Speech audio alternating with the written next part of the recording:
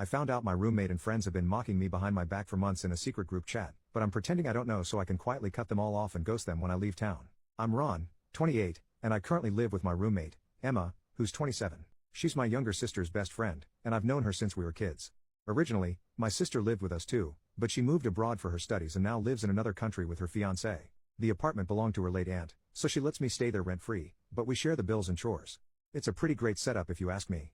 I've never had any issues living with Emma. There have never been any romantic feelings between us. I respected her boyfriends, and she respected my girlfriends. I see her as part of my family, almost like a sister. Well, 2 months ago while she was taking a shower I saw a notification on her phone with my name on it and I looked at it and it said, "I found the perfect girl for Ron's prank." I got curious and opened her phone since I know her passcode. There I saw how basically all our mutual friends, except a few I had from my army days and my childhood best friend who lives in another city, were all members of a group chat that started a month ago, and there they were all sharing memes and gifs, mocking me about my appearance, and basically I became equivalent of ugly to them. I couldn't understand why they were so mean, since I genuinely thought we had a good relationship and friendship. As I was scrolling all the way back, I found out that everything started after my roommate told one of her friends that she's so turned on that she's thinking of screwing the old and fat hobo who's sleeping on our rooftop sometimes.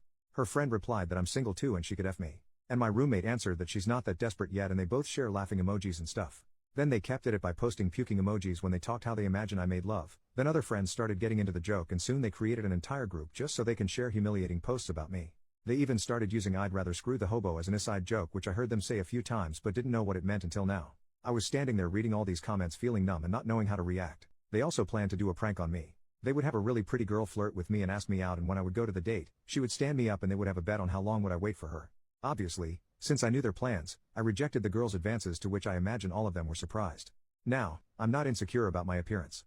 I know I'm not great looking, but I never had trouble finding girls, and despite what they wrote, they didn't make me feel ugly or sorry for myself. I'm just hurt that they would do something like that, since I never did anything to warrant such mockery. Of course I'm more hurt about Emma, and I'm mostly confused since I know she cares a lot about me. 3 years ago I had a motorcycle accident and she practically slept in the hospital for the 10 days I was there, and after we came back home, she helped me all the time until I got better, so I don't know why she would do something so mean towards me. Personally, I think it was just a joke comment that got out of hand. After that, I stopped hanging out with them.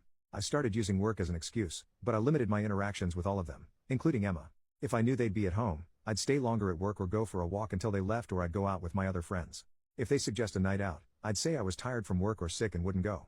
I've cried a few times. I stayed home thinking about the whole situation. Emma asked me the other day if everything is alright, and I told her I had some pressure at work, since I'm aiming for a promotion. That's not a lie actually. Our company is opening a new branch in another city and I was originally asked to relocate there, but I declined since I would be all alone and had to start my social circle from zero. But after that, I talked with my boss and I agreed to relocate once the facilities are ready, which is January 2025 according to schedule. I haven't told anyone about this yet. The reason for this post is that about a week ago I once again looked at her phone to see if they keep the group chat. There I saw that they kept making fun of me, but some of them pointed out that I stopped interacting with them and wondered if I was alright or something happened to me.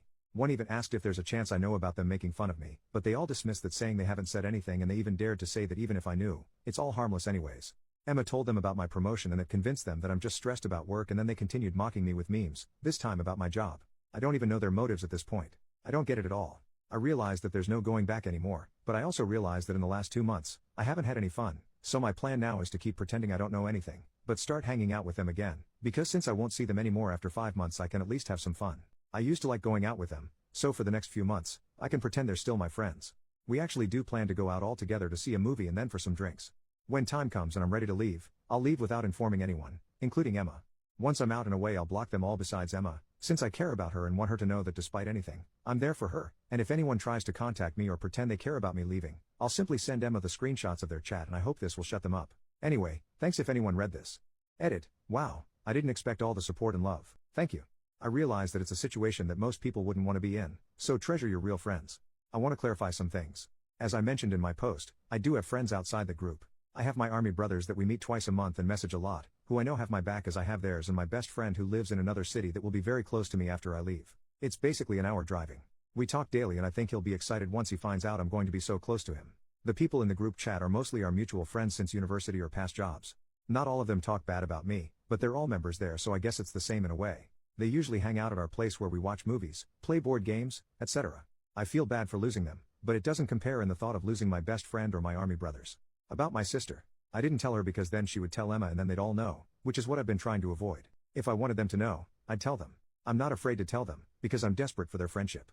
No, I don't want to tell them, because I don't want the drama. I want to avoid it. I work more now in my job to learn my new role, so the last thing I want is to deal with all that drama of fake apologies, etc.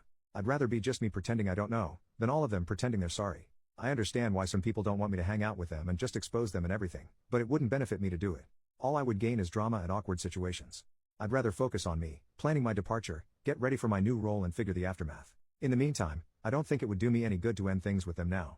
I figure, I can't make new friends or seek for a girlfriend in this city since I'm leaving, so I can manage a few months in their company, instead of closing to myself.